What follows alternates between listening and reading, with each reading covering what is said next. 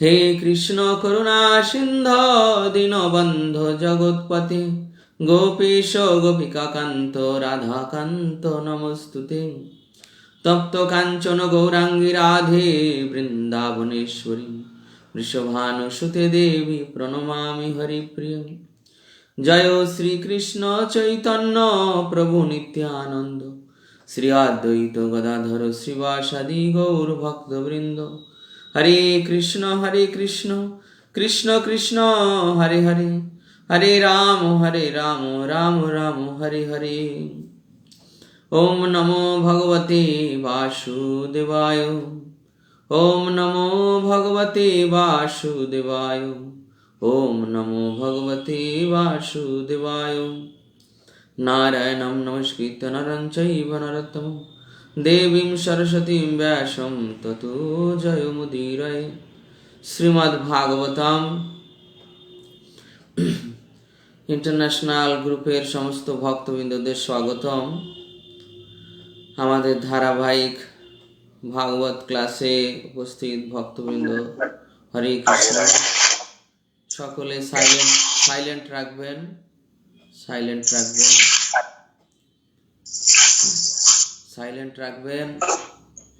आवाज तो नहीं गया तो थोड़ा वहां से लिमिट में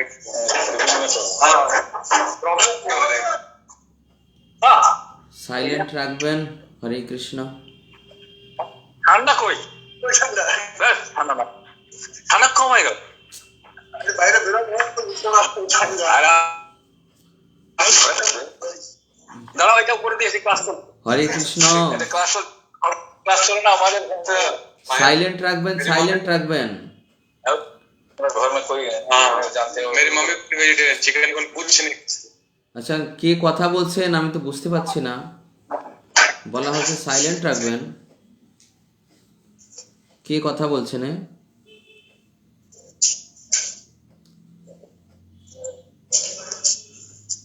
আচ্ছা প্রভু, আপনার নাম কি? হরে কৃষ্ণ।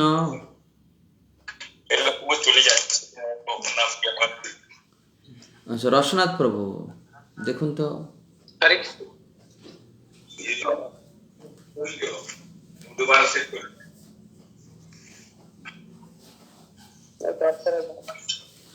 সাইলেন্ট করুন, সকলকে মিউট করে দিন, আমি আবার চালু করছি। আনমিউট করে দিছি সবাইকে, আপনি একটা আনমিউট করে দিন। হরে কৃষ্ণ কৃষ্ণ কৃষ্ণ হরে হরে, হরে রাম রাম রাম হরে হরে। শ্রীমদ্ ভাগবতম প্রথম স্কন্ধ তৃতীয় অধ্যায় 41 নম্বর শ্লোক।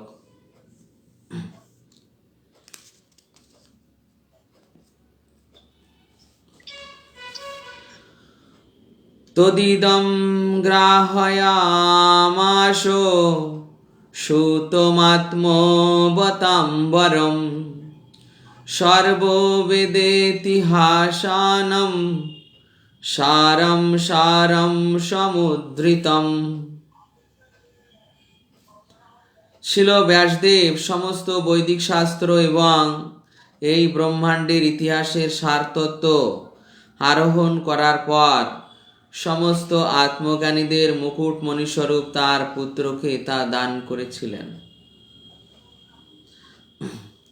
প্রথম স্কন্ধ তৃতীয় অধ্যায় 41 নম্বর শ্লোক। এই শ্লোকে বলা হচ্ছে যে শিল ব্যাসদেব মানে মহামুনি ব্যাসদেব সমস্ত বৈদিক শাস্ত্র সংকলন করেছিলেন।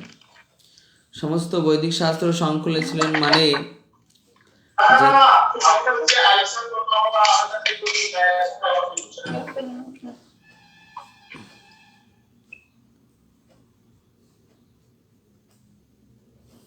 সমস্ত বৈদিক শাস্ত্র সংকলন করেছিলেন মানে যে তিনি প্রথমে এক বেদকে 4 ভাগে বিভক্ত করেন। একটি বেদ ছিল যজুর্বেদ, সেই যজুর্বেদকে আবার ঋক, সাম, যজু, অথর্ব এই 4 ভাগে বিভক্ত করেন। এই জন্য ব্যাসদেবের নাম হয় বেদব্যাস। বেদকে যে 4 ভাগে বিভক্ত করেন। এরপর সেই বৈদিক জ্ঞান এবং পুরাণ ইতিহাস, বৈদিক জ্ঞানের সঙ্গে পুরাণ ইতিহাস মানে পুরাণ সমূহ তিনি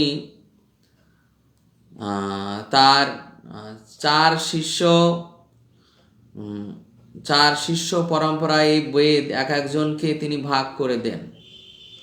আর পুরাণ ইতিহাস তিনি আমাদের সুত গোস্বামীর যে পিতা রোমহর্ষণ সুত, সেই রোমহর্ষণ সুতকে প্রদান করেছিলেন।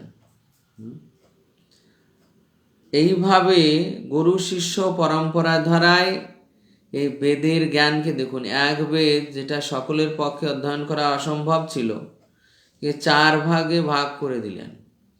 আবার ইতিহাস মানে যে সত্য বিষয় অতীত হয়েছে, যে সত্য বিষয় অতীত হয়েছে তাকে ইতিহাস বলে।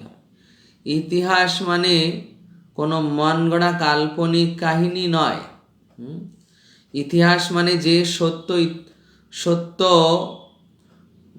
ইতিহাস অতীত হয়েছে, মানে সত্যে যা ঘটেছিল, পূর্বকালে যা ঘটেছিল, তা সেই ইতিহাস পুরাণ আকারে তিনি রোমহর্ষণ সুতকে প্রদান করেছিলেন। আর 4 বেদ আর 4 জন ঋষিকে বলেছিলেন। অথর্বা মুনি, জৈমিনী ঋষি, বৈশম্পায়ন মুনি, তো এইভাবে 4 জন মুনি ঋষিকে প্রদান করেছিলেন। এটা আমরা পরবর্তী অধ্যায় সব ডিটেলস পাবো, যে কাকে কোন বেদ তিনি প্রদান করলেন। এই পুরাণ সমূহ সুত গোস্বামী মানে বর্তমান সুত গোস্বামীর পিতা রোমহর্ষণ সুত গোস্বামীকে প্রদান করেছিলেন, যাকে শ্রী বলরাম ওই নৈমিষারণ্যে তাকে সংহার করেছিলেন। যে ভগবান এসেছিলেন, তিনি তার সিংহাসন ছেড়ে ওঠেননি, এই জন্য তাকে সংহার করেছিলেন। এরপর এই যে দেখুন বেদের জ্ঞান এভাবে শিষ্য পরম্পরায় প্রচার করছেন, তথাপি দেখছেন যে এই বৈদিক জ্ঞান থেকে স্ত্রী, শূদ্র, বৈশ্য, দ্বিজবন্ধু এরা সকলে বাদ পড়ে গিয়েছে। তারা যাতে বাদ না পড়েন এই জন্য তিনি পুনরায় আবার মহাভারত রচনা করেন। মহাভারত, যখন ভগবান শ্রীকৃষ্ণ এই যে ভগবদ গীতা বলেন, এই ভগবদ গীতা বলার পর তিনি মহাভারত রচনা করেন এবং ওই মহাভারতের মধ্যে ভগবদ গীতাকে সংযোজন করেন। ভীষ্ম পর্বের অন্তর্গত ভগবদ গীতাকে সংযোজন করেন।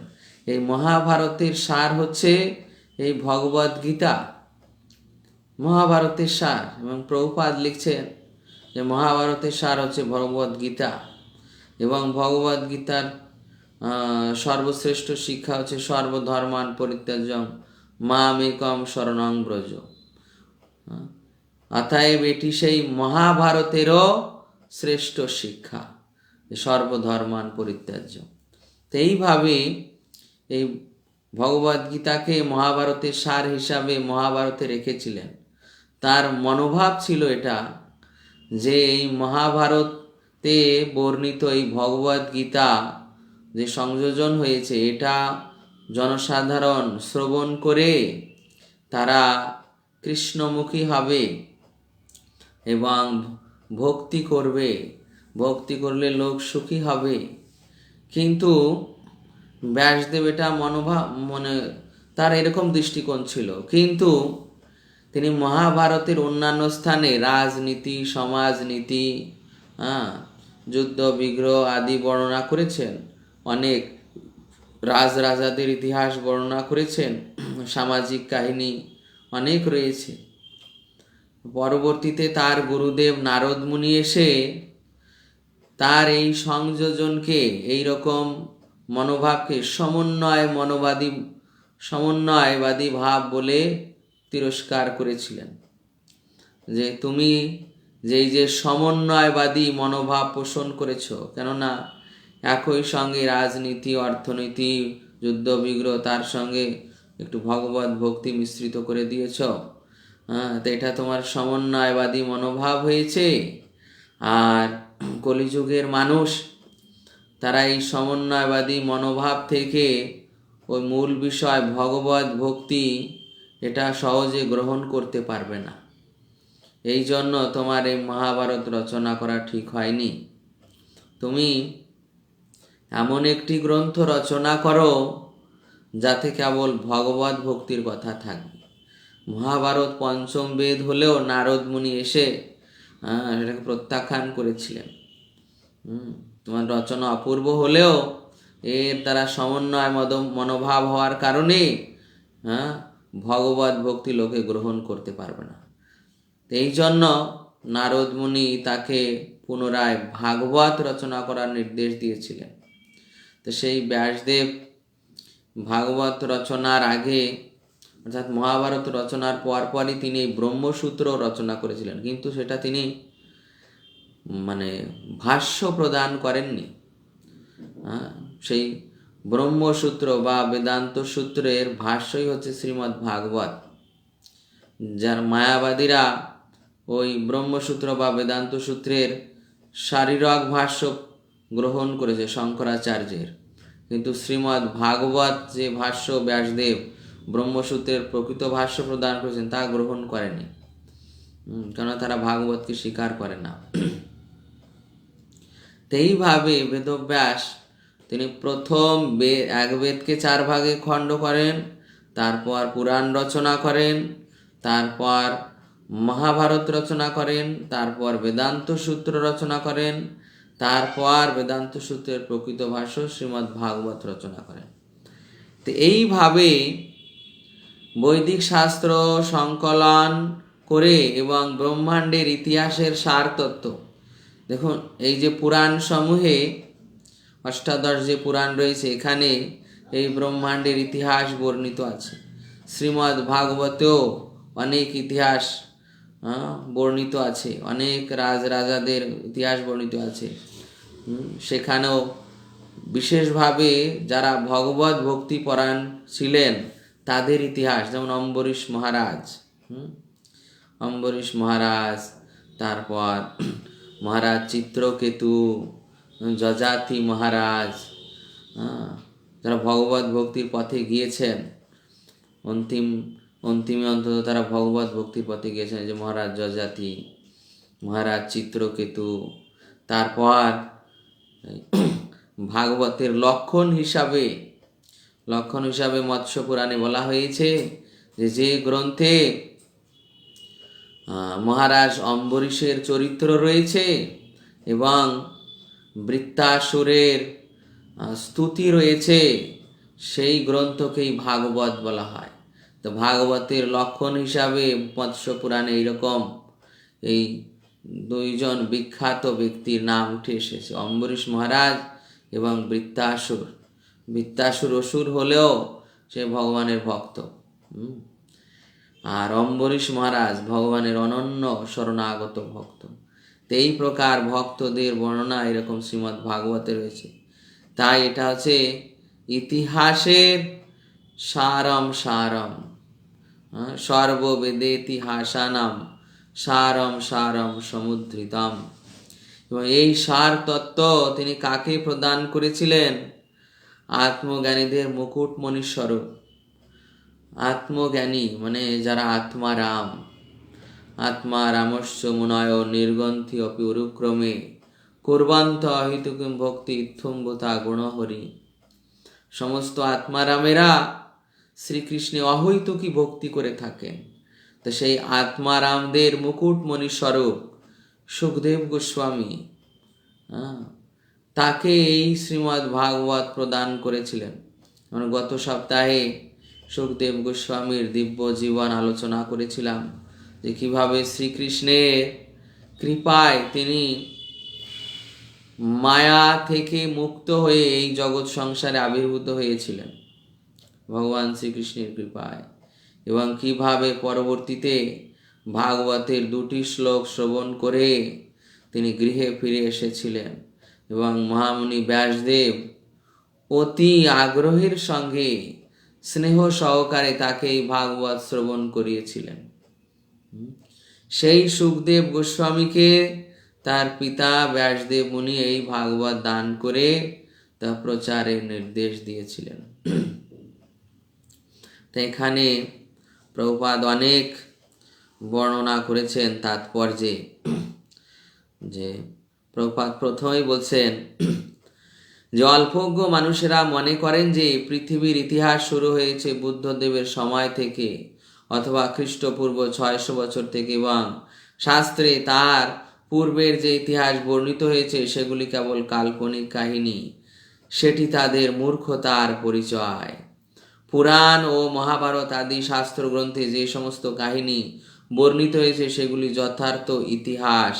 সেগুলি কেবল এই পৃথিবীর ইতিহাস নয়, ব্রহ্মাণ্ডের অগণিত গ্রহ নক্ষত্রেরও ইতিহাস। সেগুলি সেই সমস্ত অল্পজ্ঞ মানুষদের কাছে শাস্ত্রে বর্ণিত সেই সমস্ত অন্যান্য গ্রহের ইতিহাস অবিশ্বাস্য বলে মনে হয়, কিন্তু তারা জানে না যে অন্যান্য গ্রহগুলি সর্বতভাবে সমপর্যায়ভুক্ত নয়। তো এই যে অন্যান্য মানুষ তারা মনে করে যে এই যে পুরাণ মহাভারতে যে ইতিহাস বর্ণনা করা হয়েছে তা মনে হয় কাল্পনিক। বেশিরভাগ বর্তমান যুগের এই প্রকার তথাকথিত শিক্ষিত লোক এইরকম মনে করে যে এই রামায়ণ মহাভারতে বর্ণিত কাহিনী সব কাল্পনিক। এগুলো সব কাল্পনিক মনে করে। আমাদের অভিজ্ঞতা আমরা দেখেছি যে এইরকম অনেক তথাকথিত শিক্ষক এইরকম মনে করে রামায়ণে যে কাহিনী এসব কাল্পনিক বিষয়, মহাভারতের কাহিনী কাল্পনিক বিষয়। তো এগুলো কাল্পনিক নয়। ইতিহাস মানে যে সত্য ঘটনা অতীত হয়েছে সেটাই ইতিহাস। তা আমরা গত ক্লাসে বলেছিলাম যে এইরকম যে সিরিয়াল আদি টিভি সিনেমায় চলছে সেই রকম কোনো সিরিয়ালের মতো এই রামায়ণ মহাভারত নয়, কৃষ্ণলীলা নয়, যেগুলো মন গড়া কোনো বিষয় বানিয়ে দেওয়া হয়েছে। এগুলো সত্য কাহিনী। তো এইভাবে এই সত্য কাহিনী ইতিহাস। ইতিহাস মানে যেটা যে সত্য অতীত হয়েছে, মানে পূর্বে এই ঘটনা ঘটেছিল সেটা এখন অতীত হয়েছে, সেটা ইতিহাস। এইভাবে শ্রীমদ্ ভাগবতে অনেক ইতিহাস বর্ণিত হয়েছে। সুখদেব গোস্বামীর ইতিহাস বর্ণিত হয়েছে। শ্রীমদ্ ভাগবতকে এই শ্লোকে দুধের সার স্বরূপ ননির সঙ্গে তুলনা করা হয়েছে। বৈদিক শাস্ত্র হচ্ছে দুধের সমুদ্রের মতো, ননি বা মাখন হচ্ছে দুধের সবচাইতে উপাদেয় সারাতি সার। আর শ্রীমদ্ ভাগবত তেমনি, কেননা তাতে পরমেশ্বর ভগবান এবং তার শুদ্ধ ভক্তের অতি উপাদেয় এবং শিক্ষাপ্রদ প্রামাণিক সমস্ত লীলাবিলাসের কাহিনী বর্ণিত হয়েছে। তাই শ্রীমদ্ ভাগবতে ভগবান এবং তার ভক্তের লীলাবিলাসের ইতিহাস বর্ণিত আছে।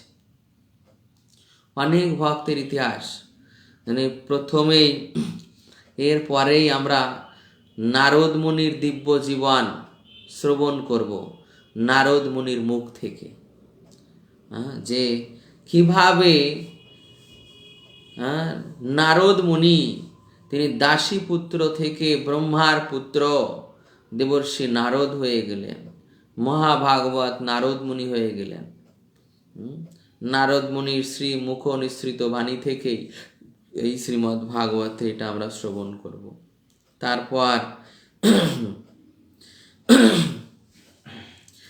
সুখদেব গোস্বামীর ইতিহাস বিষয়ে সুত গোস্বামী উল্লেখ করেছেন, ব্যাসদেব গোস্বামীর বিষয়ে কিছু উল্লেখ করেছেন।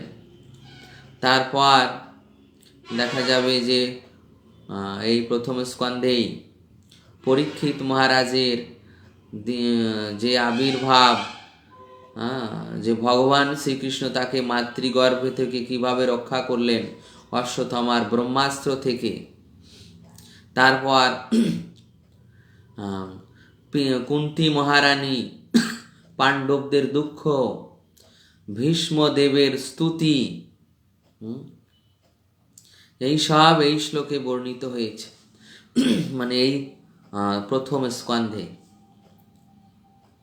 তারপর পরীক্ষিত মহারাজ যখন কলিকে দণ্ডদান করলেন, কিভাবে তিনি পরবর্তীতে অভিশাপগ্রস্ত হয়ে সুখদেব গোস্বামীর কাছেই ভাগবত শ্রবণ করলেন, সেখানে কোন কোন মহর্ষিগণ এসেছিলেন। সুখদেব গোস্বামীর সবাই 60,000 মুনি ঋষি উপস্থিত ছিলেন। সেখানে কত মুনি ঋষি এবং কারা কারা উপস্থিত ছিলেন, বিখ্যাত বিখ্যাত ব্রহ্মাণ্ডের মুনি ঋষিগণ, তাদের সকলের নাম রয়েছে। তারপর দ্বিতীয় স্কন্ধ থেকে সুখদেব গোস্বামী বিরাট পুরুষের বর্ণনা করছেন। তৃতীয় স্কন্ধে আমরা গেলে পাব দেবহূতি চরিত্র, দেবহূতি চরিত্র পাব। সেখানে ভগবান কপিল দেব তিনি তার মা দেবহূতিকে এই ভগবত ভক্তির বিষয়ে উপদেশ দিচ্ছেন, সাংখ্য দর্শন প্রবর্তন করেছেন। তারপর চতুর্থ স্কন্ধে শিব সতী দক্ষ মহারাজের লীলা কাহিনী, তারপর ধ্রুব মহারাজের অপ্রাকৃত জীবনাবলী সেখানে বর্ণিত আছে। তারপর পঞ্চম স্কন্ধে সেখানে এই ব্রহ্মাণ্ডের কোথায় কোন লোক আছে সেই সমস্ত বর্ণিত আছে। ষষ্ঠ স্কন্ধে সেখানে অজামিলের চরিত্র, এই সমস্ত কিছু বর্ণিত আছে। ভরত মহারাজের চরিত্র, অজামিলের চরিত্র, ভগবান ঋষভদেবের চরিত্র। তো এই সমস্ত চরিত্র থেকে অতি উপাদেয় শিক্ষাপ্রদ প্রামাণিক সমস্ত লীলাবিলাসের কাহিনী বর্ণিত হয়েছে। তাই প্রভুপাদ এখানে এই যে শ্রীমদ্ ভাগবতে এত সমস্ত শিক্ষাপ্রদ কাহিনী ইতিহাস বর্ণিত আছে, তার বিষয় বলছেন যে এই ভাগবত যেন আমরা অবিশ্বাসী নাস্তিক বা পেশাদারী পাঠকদের কাছ থেকে গ্রহণ না করি। দেখা যাচ্ছে কনিষ্ঠ স্তরের ভক্তদের এইরকম একটি প্রবৃত্তি থাকে যে তারা যে কোনো স্থানে পাঠ লীলা কীর্তন হলেই তা শ্রবণ করার জন্য অত্যন্ত আগ্রহ সহকারে যায়, কিন্তু তাদের এই বিচার থাকে না যে এই পাঠ শ্রবণ করার যোগ্য কিনা বা যে বক্তা আছে তিনি পাঠ করার যোগ্য কিনা, এই তাদের বিচার বুদ্ধি নেই। তো এইভাবে কনিষ্ঠ ভক্তদের বারবার নিষেধ করা হয় যে যারা অবিশ্বাসী নাস্তিক পেশাদারী মনোভাবে শ্রীমদ্ ভাগবত পাঠ করছে কি ভাগবত ব্যবসা করছে, তাদের কাছে যেন এই ভাগবত শ্রবণ না করে। এখানে একটি পদ্মপুরাণ থেকে একটি শ্লোকের উদ্ধৃতি দিয়ে একটু দৃষ্টান্ত দেওয়া হচ্ছে। যেমন পদ্মপুরাণে এই শ্লোকটি বলা হয়েছে যে অবৈষ্ণব মুখোদ্গীর্ণম পূতম হরি কথামৃতম শ্রবণম নৈব কর্তব্যম সর্পোচ্ছিষ্ট যথাপয়ম। যেমন সর্প যদি দুধে মুখ দেয় তাহলে ওই দুধের মতো দেখাবে বটে, কিন্তু কার্য করবে বিষের কার্য করবে, অর্থাৎ দুধটি বিষাক্ত হয়ে গেছে। ওই দুধের মতো দেখাবে, সাদা রঙের দুধ, কিন্তু কার্য করবে কি বিষাক্ত, বিষের প্রভাব। তো ওই দুধ খেলে যেমন মৃত্যু হয়, ঠিক তেমনি এই অবৈষ্ণব নাস্তিক পেশাদারী পাঠক তারা তাদের লোকজনের মনোরঞ্জনের জন্য যশ প্রতিষ্ঠা লাভের আশায় ভাগবতকে এমনভাবে উপস্থাপন করে যেটা তখন মঙ্গলের পরিবর্তে অমঙ্গল প্রসব করে। এই জন্য অবিশ্বাসী নাস্তিক পেশাদারী পাঠকের কাছে কখনো ভাগবত শ্রবণ করতে নেই, তাতে হিতে বিপরীত হয়। তো এইভাবে শ্রীমদ্ ভাগবত হচ্ছে সমস্ত বেদের সার তত্ত্ব, সমস্ত বেদের সার স্বরূপ নবনীতর সঙ্গে একে তুলনা করা হয়েছে। এবং সেই শ্রীমদ্ ভাগবত শ্রীকৃষ্ণের বাংময় বিগ্রহ। গৃহে ভাগবত রাখা মানে ভগবান শ্রীকৃষ্ণকে স্বয়ং গৃহে রাখা। এবং ভাগবত অধ্যয়ন করতে হয় ভাগবত মুখে। ভাগবত দুই প্রকার, এক গ্রন্থ ভাগবত, এক ব্যক্তি ভাগবত। যিনি তার জীবনকে গ্রন্থ ভাগবতের আনুগত্যে পরিচালনা করেছেন, তিনি হচ্ছেন ব্যক্তি ভাগবত পুরুষ। তা সেই ব্যক্তি ভাগবত পুরুষের মুখ নিঃসৃত কথার মাধ্যমে এই ভাগবত শ্রবণ করতে হয়। এইভাবে যে শ্রীমদ্ ভাগবত আমাদের দেওয়া হয়েছে, শিল প্রভুপাদ তার প্রাঞ্জল ভাষায় অত্যন্ত পাঠকের হৃদয়গ্রাহী করে আমাদের মাঝে উপস্থাপন করেছেন। এই জন্য প্রভুপাদ যে ভাষ্য দিয়েছেন এটা অতি প্রাঞ্জল ভাষায়, যে কেউ এটা অধ্যয়ন করলে বুঝতে পারবেন। এইভাবে শিল প্রভুপাদ কৃত ভাষ্য অধ্যয়ন করার মাধ্যমে আমরা শুদ্ধ ভক্তের মুখ নিঃসৃত ভাগবত কথা হৃদয়ঙ্গম করতে পারব। দ্বিতীয়টা কি বললেন? একটা হচ্ছে ব্যক্তিগত ভাগবতম, আরেকটা ব্যক্তি ভাগবত, আর হচ্ছে গ্রন্থ ভাগবত। ব্যক্তি ভাগবত, গ্রন্থ ভাগবত।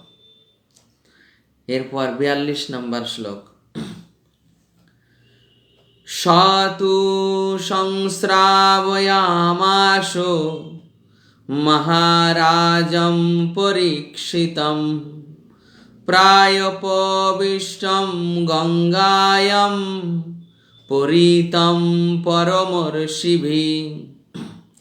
ব্যাসদেবের পুত্র সুখদেব গোস্বামী গঙ্গার তটে প্রয়োপবেশনে উপবিষ্ট এবং মহান ঋষিদের দ্বারা পরিবেষ্টিত মহারাজ পরীক্ষিতকে শ্রীমদ্ ভাগবত শুনিয়েছিলেন। তো এই শ্লোকে দেখুন বলা হচ্ছে যে ব্যাসদেবের পুত্র সুখদেব গোস্বামী কোথায়? গঙ্গার তটে, প্রয়োপবিষ্টম গঙ্গায়াম।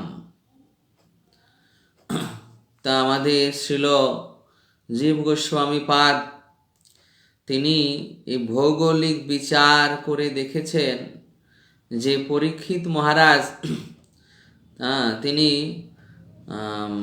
যে হস্তিনাপুরের রাজা ছিলেন, সেখান থেকে তিনি যে সব কিছু তার পুত্র জন্মজয়কে রাজ্যপদ প্রদান করে চলে এসেছিলেন, তিনি যেখানে এসেছিলেন ভৌগোলিক হিসাবে সেটা ছিল মথুরার পাশে। সেখানে যমুনা নদী প্রবাহিত হতো, যমুনা নদী। তাই ছিল জীব গোস্বামী পাদ বলেছেন যে তিনি যমুনা নদীর তীরে এই ভাগবত শ্রবণ করেছিলেন। ভৌগোলিক হিসাবে সেটা ছিল যমুনা নদী। যাই হোক, এখানে গঙ্গা নামে অভিহিত করা হয়েছে, তবে এই শাস্ত্রেই বলা হয়েছে যে গঙ্গা যখন শত ধারায়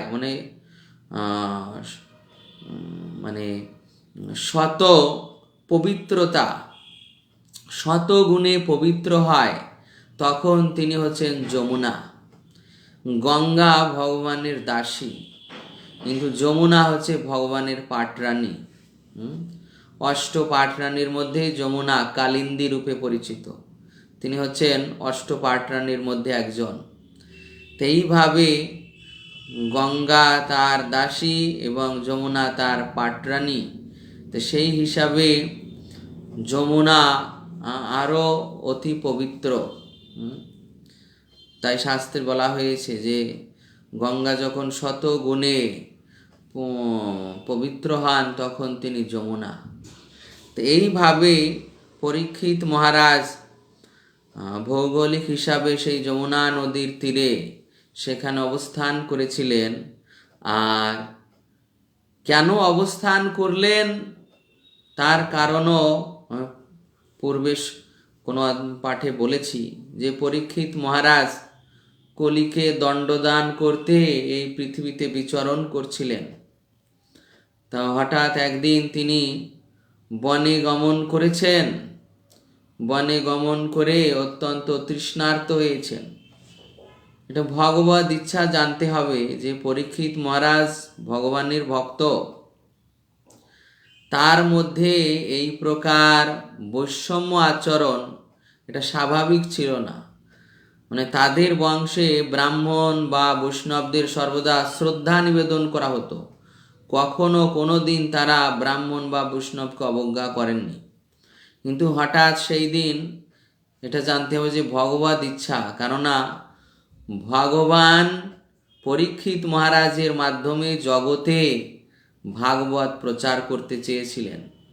এই জন্য তিনি এই প্রকার পরীক্ষিত মহারাজকে মোহগ্রস্ত অবস্থায় নিয়ে গিয়েছেন, যে তিনি তৃষ্ণার্ত হয়ে শমিক মুনির আশ্রমে প্রবেশ করেছেন। আর সেখানে শমিক মুনির আশ্রমে প্রবেশ করে তিনি তৃষ্ণার্ত হয়ে তার কাছে বারবার জল চাইছেন। আর সেই সময় শমিক মুনি তিনি ধ্যানে উপবিষ্ট, কিন্তু তল্লীন হয়ে গিয়েছেন ভগবত চিন্তায়, মানে সমাধি অবস্থায় চলে গিয়েছেন। তাই পরীক্ষিত মহারাজ উচ্চস্বরে ডাকলেও সেই মুনি আর শ্রবণ করতে পারেননি, কেন তিনি সমাধিতে লীন ছিলেন। তাই পরীক্ষিত মহারাজ চিন্তা করলেন যে এই মুনি হয়তো আমাকে অগ্রাহ্য করছেন। তাই তিনি চলে যাওয়ার সময় পথে একটি মৃত সর্প দেখেন। সেই মৃত সর্পকে পরীক্ষিত মহারাজ ধনুকের অগ্রভাগে উঠিয়ে ওই মহর্ষি শমিক ঋষির গলদেশে পেঁচিয়ে দেন। আর ওটা শমিক ঋষির যে পুত্র শৃঙ্গির এক বন্ধু ওটা লক্ষ্য করেন যে এই মহারাজ এই সর্পকে শমিক ঋষির গলদেশে ঝুলিয়ে দিয়েছে। আর ও তাড়াতাড়ি গিয়ে তার যে বন্ধু শমিক ঋষির পুত্র শৃঙ্গিকে এই ঘটনা বলেন সমস্ত। তখন শৃঙ্গি তিনি তমসা নদীর তীরে অবস্থান করছিলেন। সে মনে করেছে এবং তার ওই বন্ধু এমনভাবে বলেছে যে হয়তো সেই সর্প তার পিতাকে দংশন করেছে আর তার পিতা মারা গিয়েছে। তো এটা শ্রবণ করে সেই শমিক ঋষির পুত্র শৃঙ্গি তার ব্রহ্মদণ্ডের অধিকার ছিল। ব্রহ্মদণ্ড মানে ব্রহ্মশাপ দেওয়ার, যেটা কখনো ব্যর্থ হয় না। এত শক্তি ছিল তার যে তিনি কাউকেই ব্রহ্মদণ্ড দিলে তা কখনো ব্যর্থ হতো না। এই শক্তি তাকে প্রদান করা হয়েছিল, তার পিতা প্রদান করেছিলেন। তো যখন ওই শৃঙ্গি এই সমস্ত বৃত্তান্ত জানলেন, তখন ওই তমসা নদীর জলে আসমন করে ওই নদীর জল হাতে তুলে নিয়ে তিনি ওখানেই অভিশাপ শুরু করলেন যে কুলাঙ্গার আমার পিতাকে এইভাবে অবজ্ঞা করেছে, পিতার গলে সর্প ঝুলিয়ে দিয়েছে, আমার আদেশ ক্রমে তক্ষক নাগ তাকে সপ্তম দিনের মাথায় দংশন করবে। এই অভিশাপ দেওয়ার পর সে চলে এসে পিতার সামনে দাঁড়িয়ে হাউ হাউ করে কাঁদছে।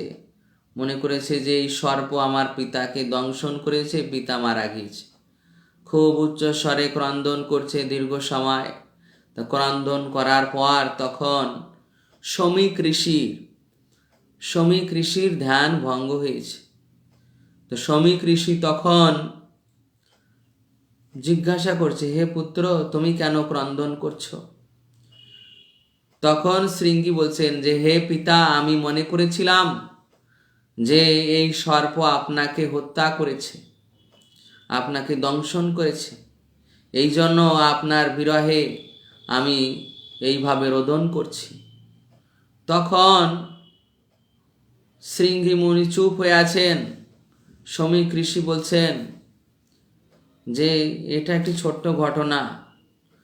সমীক ঋষি দেখলেন যে কে এসেছিলেন এবং কিভাবে মহারাজ তার গলায় সর্প ঝুলিয়ে দিয়েছে।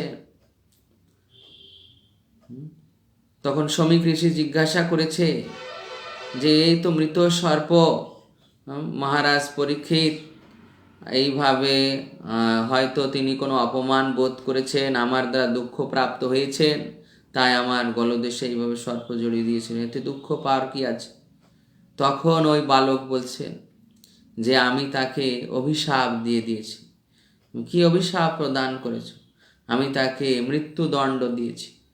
আরে নির্বোধ বালক, তুমি এইভাবে একজন মহান রাজাকে, চক্রবর্তী সম্রাটকে, মহান ভগবত ভক্তকে এই লঘু পাপে গুরুদণ্ড দিয়েছ। মূর্খ বালক, তুমি জানো না তুমি কি করেছ?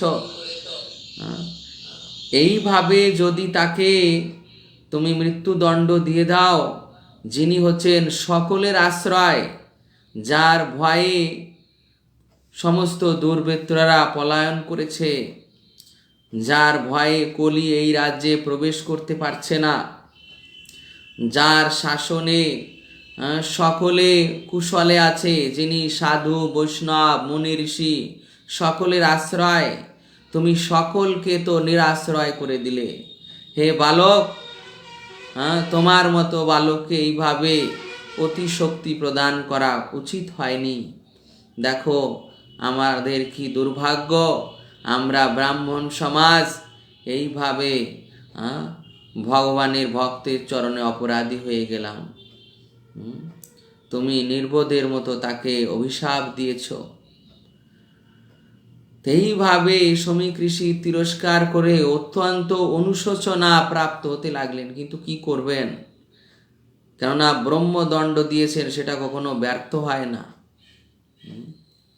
আগেকার যুগে এইভাবে ব্রাহ্মণদের মুখে ব্রহ্মাস্ত্র ছিল। ব্রাহ্মণদের মুখে তারা মুখ দিয়ে যেটা বলে দিতেন সেটাই হতো। তাই সমীক ঋষি চিন্তা করছেন যে এই ব্রহ্মদণ্ড তো মিথ্যা হবে না, তখন আমি কি করি? পরীক্ষিত মহারাজের সামনেও আমি যেতে পারছি না। তাই তিনি অত্যন্ত দুশ্চিন্তাগ্রস্ত একটি পত্র লিখলেন। হে মহারাজ, আপনার জীবনের আর মাত্র 7 দিন অবশিষ্ট আছে। আমার নির্বোধ পুত্র আপনাকে অভিশাপ দিয়েছেন, অতএব 7 দিনের মাথায় আপনার মৃত্যু অনিবার্য। অতএব এই 7 দিনে আপনি আপনার জীবনের পরমার্থ সাধন করে নিন।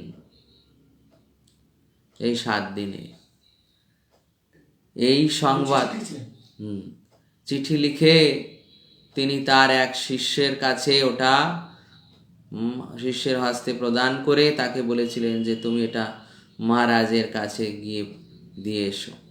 তখন সেই যে শিষ্য তিনি পরীক্ষিত মহারাজের কাছে আসেন এবং তার কাছে এই পত্র প্রদান করেন। পরীক্ষিত মহারাজ গৃহে ফিরে অত্যন্ত তিনি দুঃখ প্রাপ্ত হচ্ছিলেন, অত্যন্ত দুঃখ প্রাপ্ত, অনুশোচনা প্রাপ্ত হচ্ছিলেন যে আজ আমি কি করেছি? একজন ব্রাহ্মণকে এইভাবে অবজ্ঞা করলাম।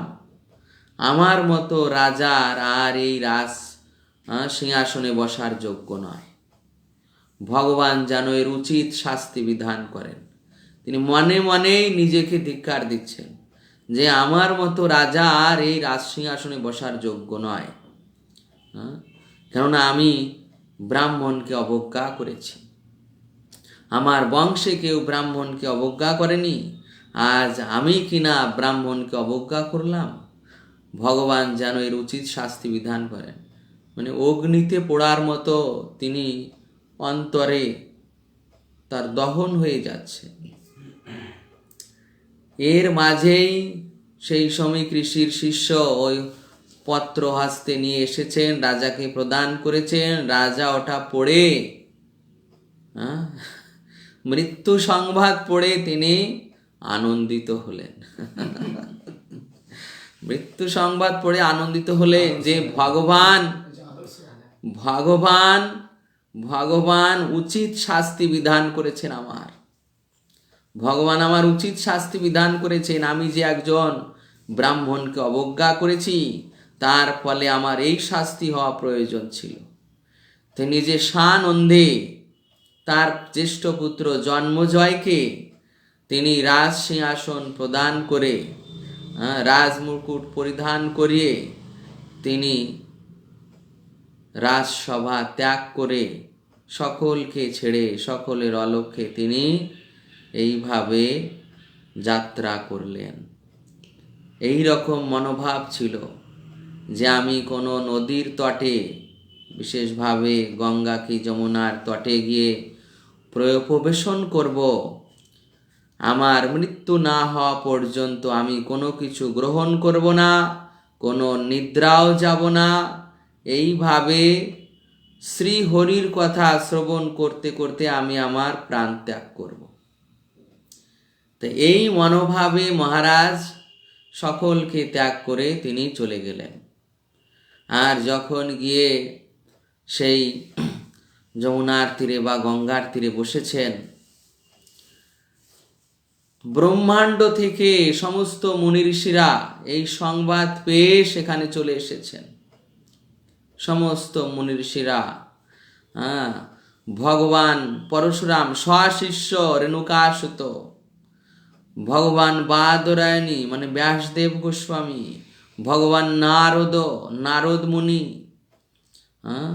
বশিষ্ঠ দেব, অঙ্গিরা ঋষি, তারপর অত্রি, তারপর মৈত্রীয় ঋষি, সমস্ত এরকম শ্রেষ্ঠ শ্রেষ্ঠ ঋষিরা সেখানে চলে এসেছেন। তো সেখানে আরো অনেক মুনি ঋষি, 60,000 দেবর্ষি, রাজর্ষি, ব্রহ্মর্ষি, এই সমস্ত ঋষিরা রাজরা রাজর্ষি স্তরে তারাও চলে এসেছেন। পরীক্ষিত মহারাজের ওই সভায় এসে উপবেশন করলেন। পরীক্ষিত মহারাজ সকলকে যথাযথ সম্মান প্রদান করে বসেছেন। তখন পরীক্ষিত মহারাজ সকলকে প্রণাম করে সকলের কাছে জিজ্ঞাসা করছেন যে, হে ব্রহ্মাণ্ডের সমস্ত বিভূতিবৃন্দ, মুনি ঋষিবৃন্দ, আমার এই প্রবেশনে আপনারা যে আমাকে উপকার করার জন্য, আমার শেষ জীবনে যাতে আমার পারমার্থিক কল্যাণ হয় তার জন্য আপনারা যেখানে এসেছেন, এই জন্য আপনাদের শ্রীচরণে অসংখ্য প্রণাম। কৃপা করে আপনারা আমাকে বলুন। দুটি প্রশ্ন করেছিলেন যে মুমূর্ষ ব্যক্তির করণীয় কি, মুমূর্ষ ব্যক্তির করণীয় কি, আপনারা আমাকে বলুন। যার মৃত্যুর জন্য 7 দিন বাকি আছে, সেই মুমূর্ষ ব্যক্তির করণীয় কি। এবং দ্বিতীয় প্রশ্ন করেছিলেন সর্বাবস্থায় প্রত্যেকটি মানুষের করণীয় কি। এই দুটি প্রশ্ন করেছিলেন, সর্বাবস্থায় প্রত্যেকটি মানুষের করণীয় কি, আর মুমূর্ষ ব্যক্তির করণীয় কি। যে মারা যাচ্ছে তিনি মুমূর্ষ, এই প্রকার মুমূর্ষ ব্যক্তির করণীয় কি। এবং সর্বাবস্থায় মানে জীবনের সর্বাবস্থায়, জীবনের প্রতিটা ক্ষণে প্রত্যেক ব্যক্তির করণীয় কি। এই যখন প্রশ্ন করেছিলেন, তখন বিভিন্ন মুনি ঋষি তারা বিভিন্ন নানা মুনির নানা মত, বিভিন্ন মুনি ঋষি তারা বিভিন্ন কথা বলছেন।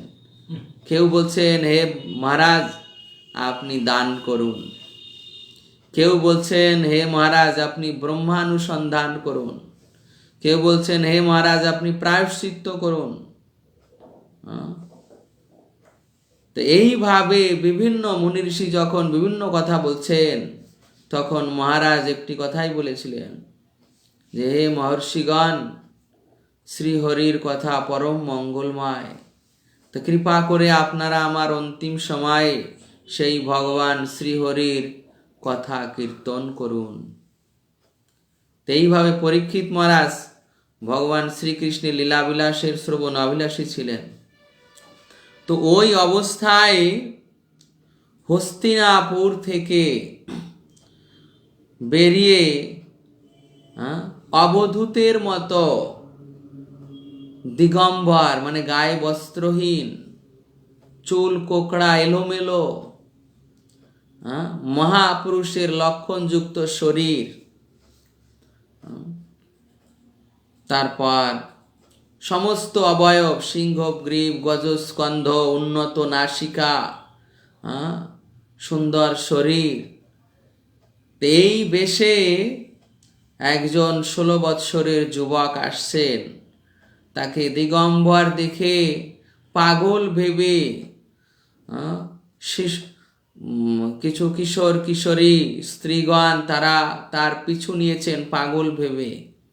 তাকে জিজ্ঞাসা করছেন, কে তুমি, কোথায় তোমার বাড়ি, কি তোমার নাম, কার পুত্র, এত সমস্ত জিজ্ঞাসা করছেন, কোনো উত্তর নয়। সুখদেব গোস্বামী নির্বিকার ভাবে হেঁটে চলেছেন, আর শিশুরা পাগল ভেবে ঢিল ছুটছে। সুখদেব গোস্বামীর এতে কোনো কিছু ভ্রুক্ষেপ করলেন না। তিনি হাঁটতে হাঁটতে চলে আসছেন। চলে এসে সেই যেখানে ওই প্রবেশন সভা ছিল সেই সভায় প্রবেশ করেছেন।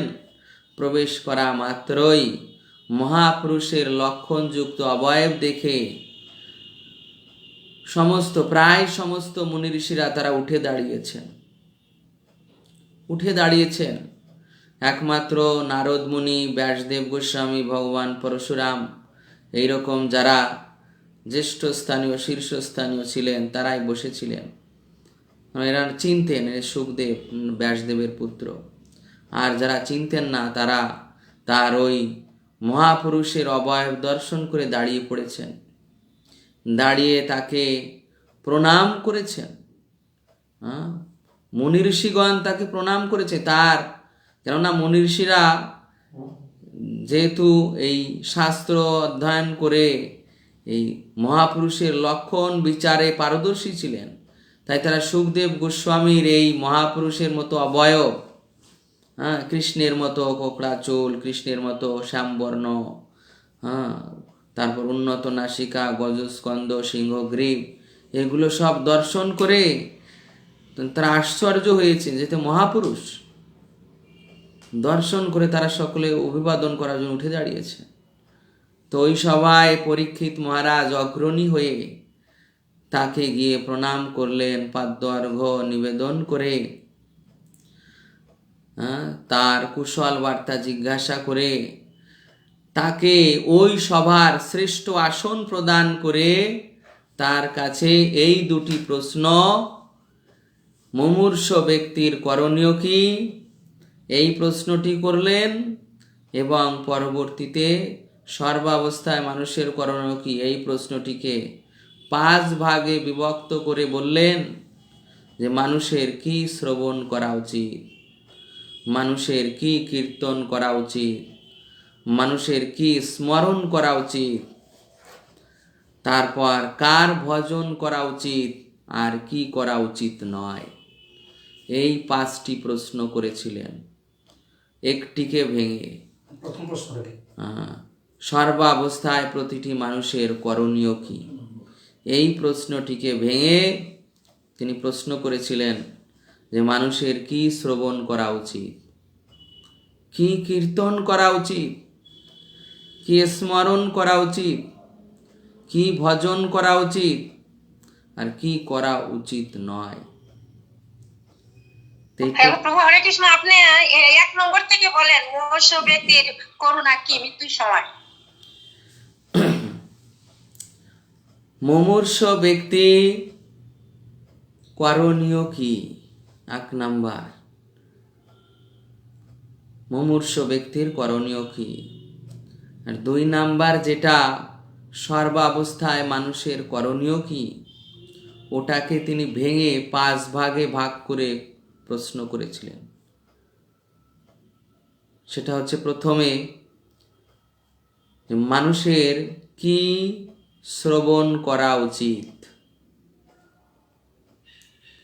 তারপর কি কীর্তন করা উচিত, তারপর কি স্মরণ করা উচিত,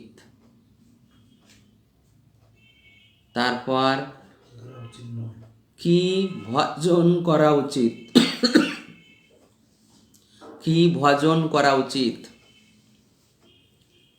আর কি করা উচিত নয়, কি করা উচিত নয় এ বিষয়েও আমাকে বলুন।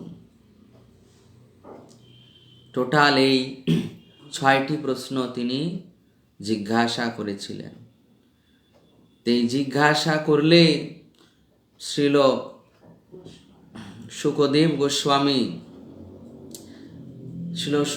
গোস্বামী এর অ্যান্সার হিসাবে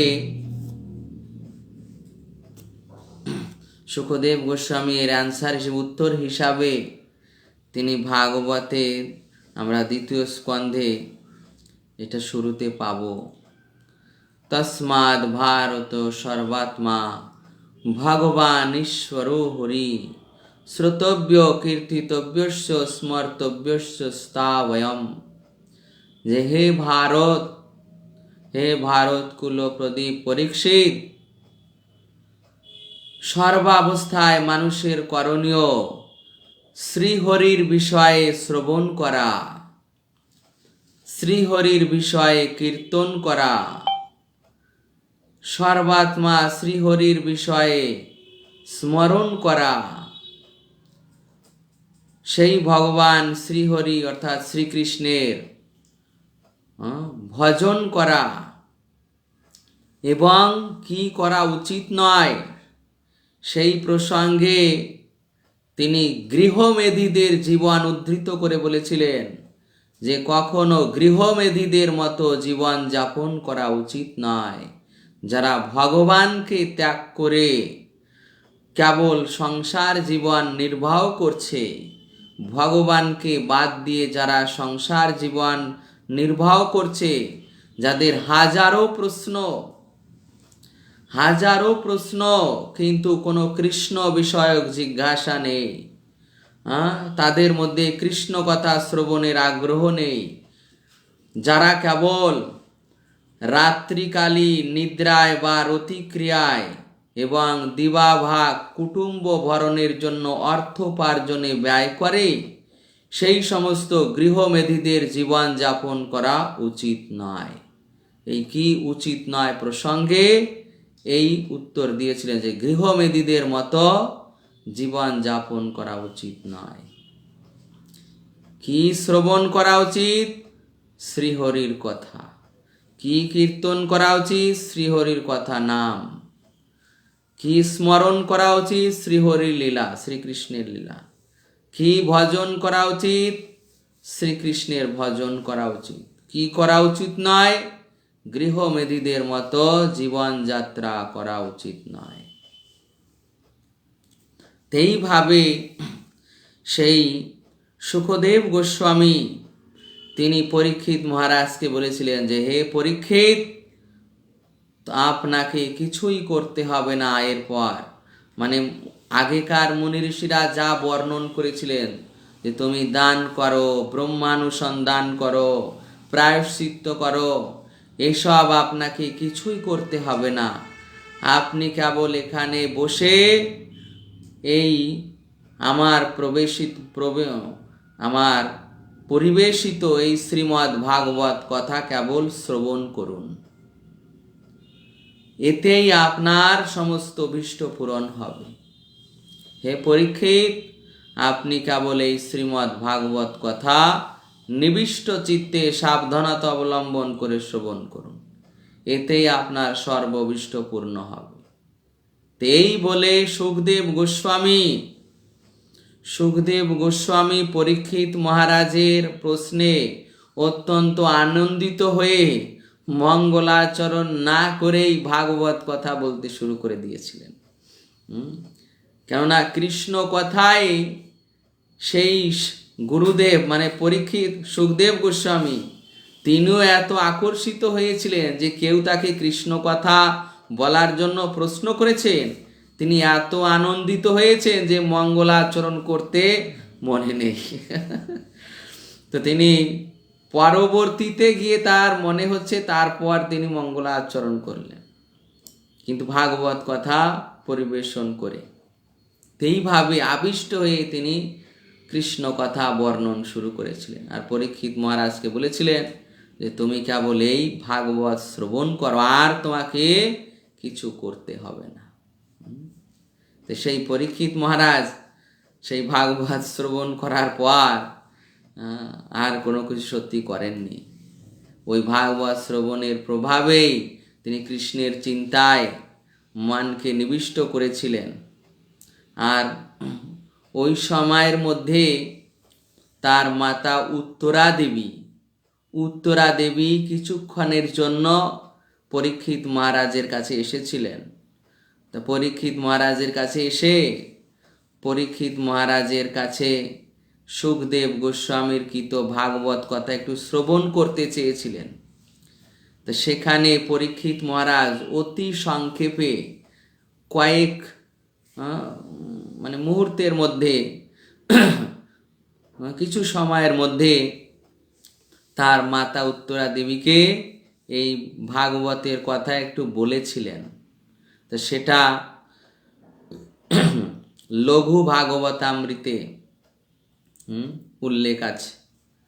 তো এইভাবে পরীক্ষিত মহারাজ তার মাতা উত্তরা দেবীকে এই ভাগবত কথা একটু শ্রবণ করিয়েছিলেন, এবং তার মা যাওয়ার পর তিনি ভগবানের চিন্তায় তল্লীন হয়ে পড়েন।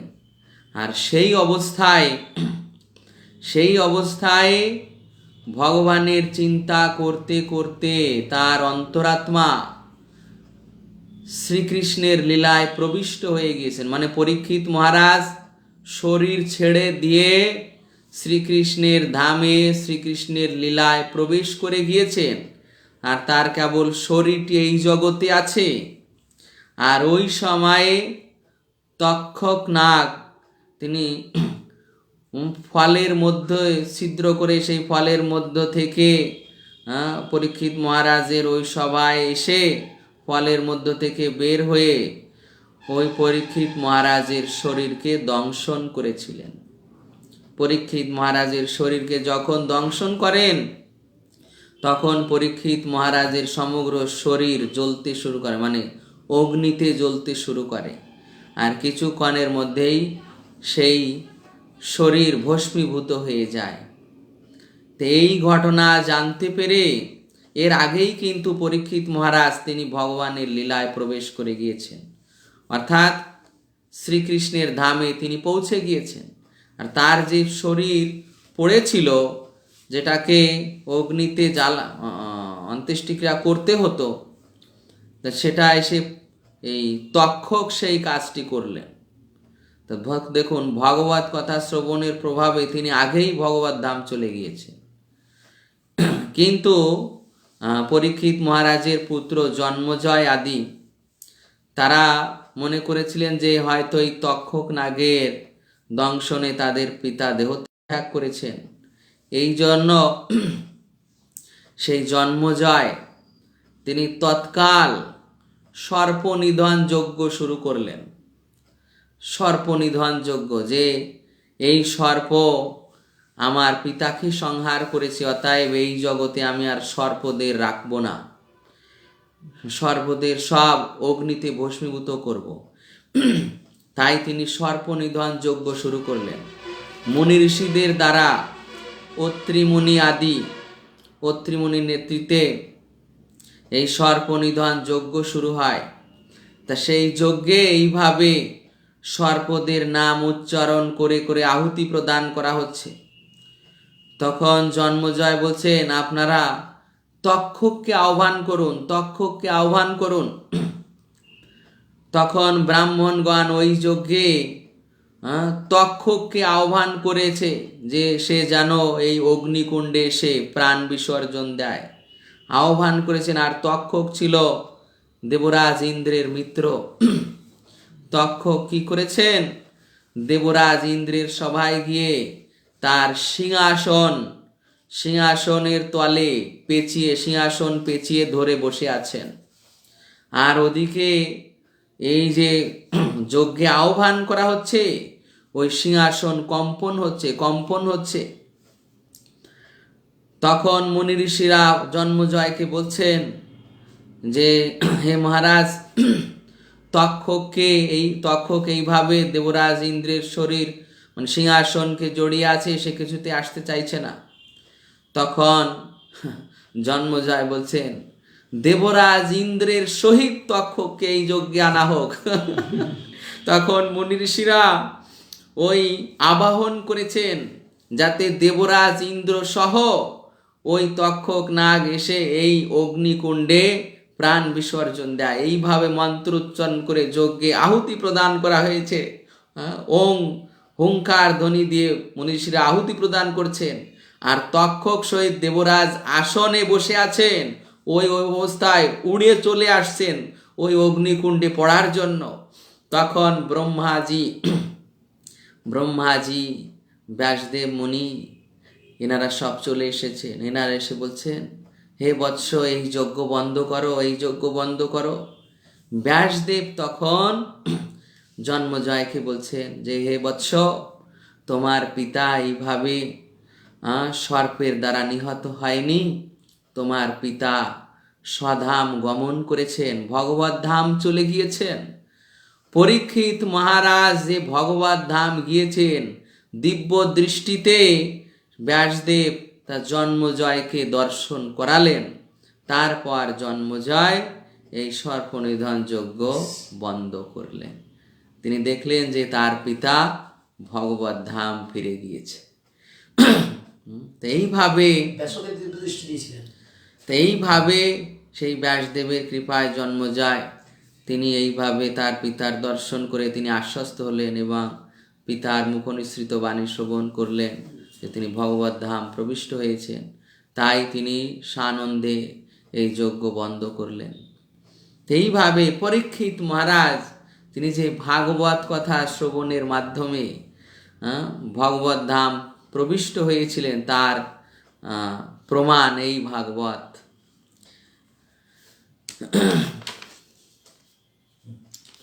এরপর লাস্ট শ্লোক, 43 নম্বর শ্লোক। এই শ্লোক যে প্রথম অধ্যায়ে সুত গোস্বামীর কাছে সৌনক মুনি 6টি প্রশ্ন জিজ্ঞাসা করেছিলেন।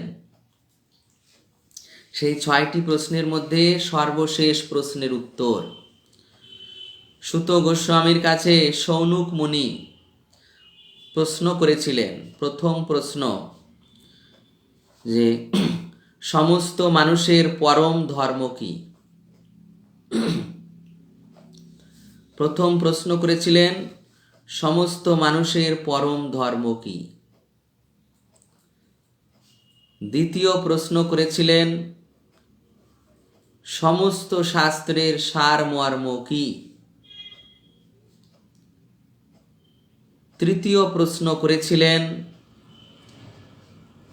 ভগবান শ্রীকৃষ্ণ কি উদ্দেশ্যে বসুদেব পত্নী দেবকীর গর্ভে আবির্ভূত হলেন? ভগবান শ্রীকৃষ্ণ কি উদ্দেশ্যে বসুদেব পত্নী দেবকীর গর্ভে আবির্ভূত হলেন? এই হচ্ছে তৃতীয় প্রশ্ন। এরপর চতুর্থ প্রশ্নে তারা জানার ইচ্ছা প্রকাশ করছেন, আপনি ভগবানের পুরুষ অবতারদের কার্যাবলী বর্ণনা করুন। পুরুষ অবতারদের কার্যাবলী বর্ণনা করুন। পঞ্চম প্রশ্ন, এটাও জিজ্ঞাসামূলক, কৃপা করে হে মহর্ষি, ভগবান যখন যখন এই জগতে আবির্ভূত হন সেই ভগবানের দিব্য লীলাবিলাস বর্ণনা করুন। অর্থাৎ ভগবানের লীলা অবতারদের লীলাবিলাস বর্ণন করুন।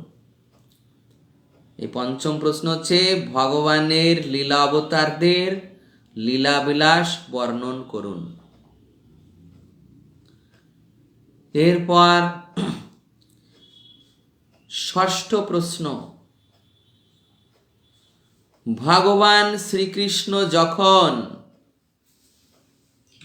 ধর্ম জ্ঞান সহ স্বধামে প্রত্যাবর্তন করলেন তখন সনাতন ধর্ম কার শরণাপন্ন হল?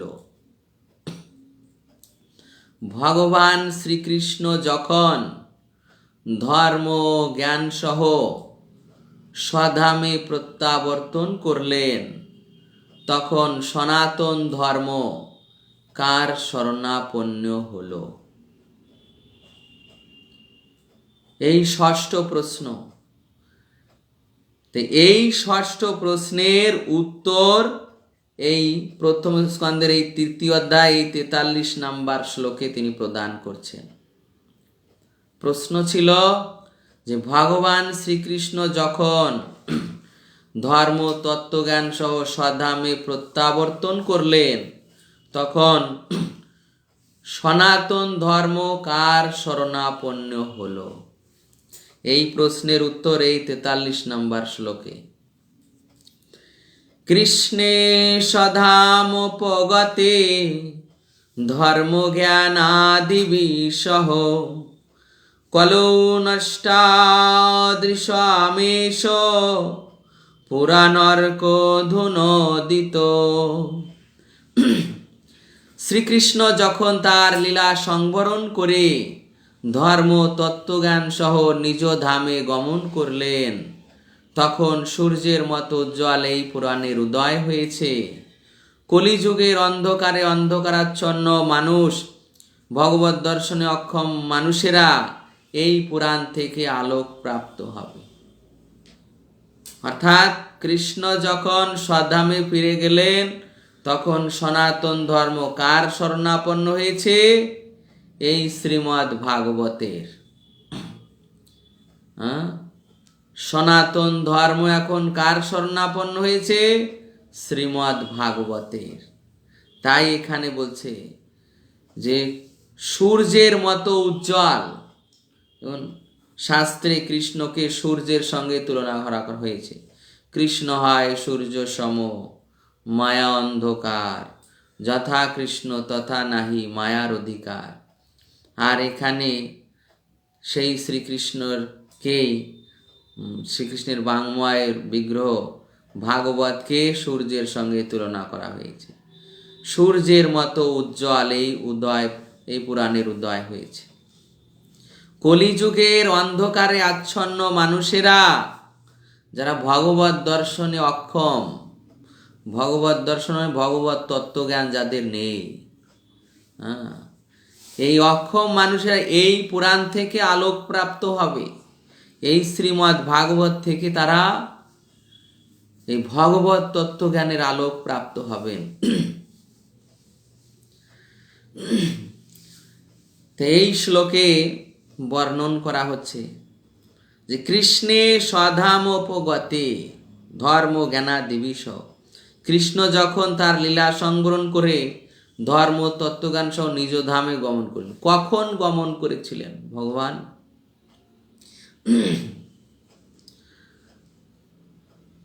শাস্ত্রে বলছে যেদিন, যেই ক্ষণ, যে মুহূর্তে ভগবান শ্রীকৃষ্ণ এই জগৎ ত্যাগ করেছেন সেই দিন, সেই ক্ষণ, সেই মুহূর্তে কলিযুগ এই জগতে প্রবেশ করেছে।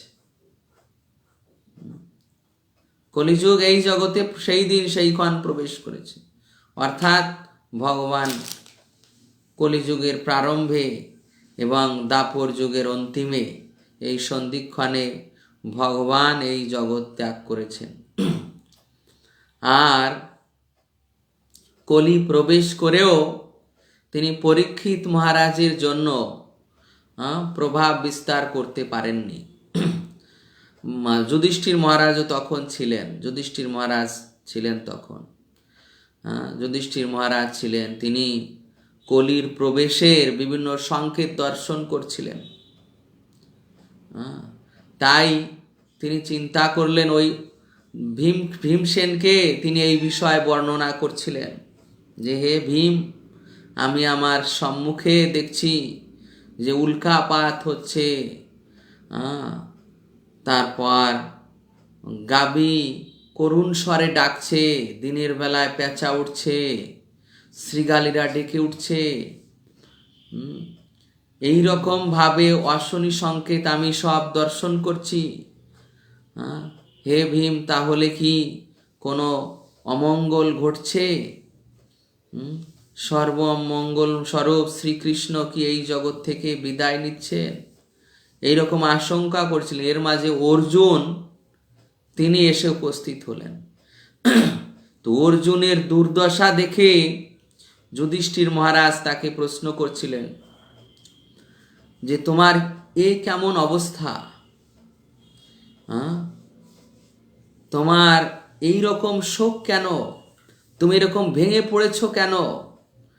তুমি কি তোমার শরণাগত কোনো জীবকে আশ্রয় দিতে পারোনি? তুমি কি যে কোনো মহান বীরের দ্বারা পরাজিত হয়েছ? এই রকম ভাবে সন্দেহমূলক প্রশ্ন করছেন। এক পর্যায়ে প্রশ্ন করলেন যে তাহলে কি তুমি তোমার সেই প্রাণসখা শ্রীকৃষ্ণের বিরহে ব্যথিত হয়েছ? তখন অর্জুন মুখ খুলে বললেন যে যার